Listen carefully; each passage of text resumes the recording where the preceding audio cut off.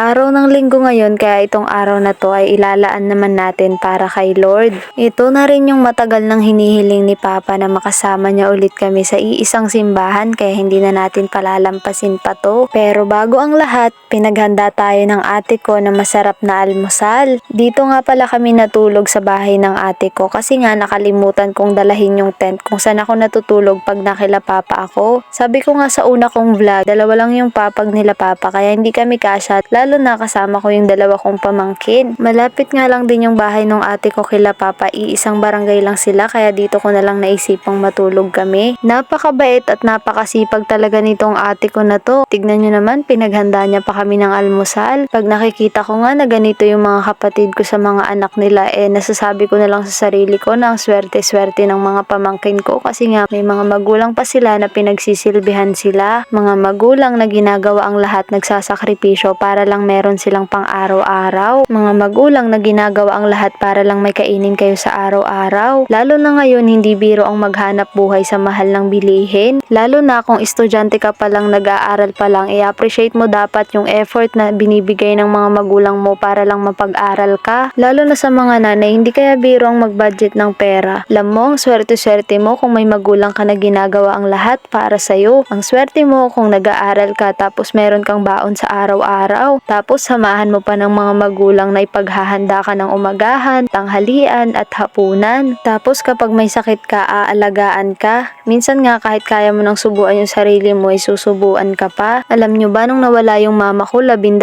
taong gulang pa lang ako noon. Pero bago siya nawala, nakita ko yung hirap na pinagdaanan nila. Mabuhay lang kaming 17 magkakapatid. Kaya nga kahit meron pa kaming papa, sineparate ko na lang din yung sarili ko kahit wala pa akong sariling pamilya kasi ayoko nang iasa sa kanila yung mga pangangailangan ko. Higit sa lahat, ayoko nang mapagod at mahirapan si Papa sa kakaisip kung paano kami pag-aaralin at bubuhayin. Alam kong obligasyon ng isang magulang na pag-aralin at buhayin ng isang anak, pero hindi ko naman yung tinatanaw kay Papa kasi ang mahalaga para sa akin ay natuto akong tumayong mag-isa. Pero sa totoo lang, hindi rin biro at hindi rin madali ang maging isang independent na tulad ko. Ang hirap kaya maghanap buhay ng walang katuwang tapos isasabay mo pa yung pag-aaral mo. Kulang ang isang video kung ikukwento ko sa inyo lahat ng pinagdaanan ko bago ako nakarating dito. Lahat ng yun, pinagpapasalamat ko kay Lord dahil nalampasan ko. Dahil yun sa tiwala ko sa Kanya at sa tiwala ko sa sariling kakayanan ko na kaya ko. Kaya mahalin niyo yung mga magulang nyo hanggat nabubuhay pa sila kasi hindi habang buhay nandyan lang sila sa tabi natin. Siguradong pag nawala sila, hahanap-hanapin niyo yung pag-aalaga ng isang magulang. Papunta na tayong simbahan niyan. Tignan nyo naman si Matt, ang pogi. Parang kailan lang isa ako sa mga nangangarap na magkaroon ng sariling sasakyan. Pagkakatanda ko nga, bike lang yung hinihiling ko dati pero dahil malakas tayo kay Lord, binigyan niya tayo ng motor. Sino dito yung nakaranas manghiram ng sasakyan? Yung tipong makakarinig ka pa ng masasakit na salita kaysa hindi mo iniingatan, kaysa lagi ka na lang nang hihiram. Minsan nga kahit gusto mong hiramin ulit, hindi mo na lang hihiramin kasi nga baka makarinig ka na naman ng masakit na salita. Nakita nyo naman yung dinaanan nating bukid, sobrang ganda ng view. Sa wakas nga ay nakarating na rin tayo dito sa simbahan kaya ipapark muna natin si Matt. Eto nga, may pakamay pa tayo kay Pastor Eric.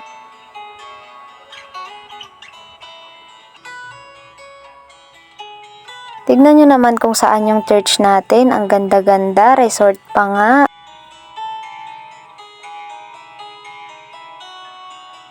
Di pa nga nagsisimula yung simba natin dito talagang mabibless na tayo dahil si Pastor Eric nga ay nag-share na agad sa atin ng Word of God. Sabi niya pa nga dyan mas maganda tayo naglilingkod kay Lord at yung mga salita niya ay magsisilbing liha natin para kuminang tayo. Pagtapos niya nga mag-share ng Word of God dyan talagang pinag-pray niya pa tayo kaya sobrang blessed na natin ngayong araw. Alam nyo guys, pinagpapasalamat ko talaga tong araw na to kay Lord kasi binigay niya tong araw na to para sa amin nila Papa at magsama-sama kami ulit sa simbahan. Pinagpapasalamat ko tong araw na to dahil nagkaroon na naman ng pagkakataon para makapaglingkod ako. Sobrang busy ko at abala sa buhay ko, hindi ko nagagawang magsimba linggo-linggo. Pero kahit ganoon, masasabi ko nga hindi ako pinapabayaan ni Lord kasi alam niyang may mabuti tayong puso. Kaya nga guys, wag na wag kayong titigil sa paggawa ng kabutihan sa kapwa. At kung may oras kayo para kay Lord, wag niyo nang sayangin, ilaan niyo na para sa Kanya. Dahil kapag ginawa niyo yun, siguradong hindi niya kayo bibiguin sa lahat ng prayer niyo. Kaya tara, samahan niyo kami naming ilaan kay Lord itong espesyal na araw na to. Samahan natin ng ngiti at pagmamahalan. Siguradong pagtapos ng araw nito ay mararanasan natin ang pagkilos ng Panginoon sa buhay natin. Kaya kung napanood mo tong video na to ay simulan mo ng maniwala at magtiwala na anumang problema at pinagdadaanan o karamdaman man yan ay may gagawin ang Diyos sa buhay mo.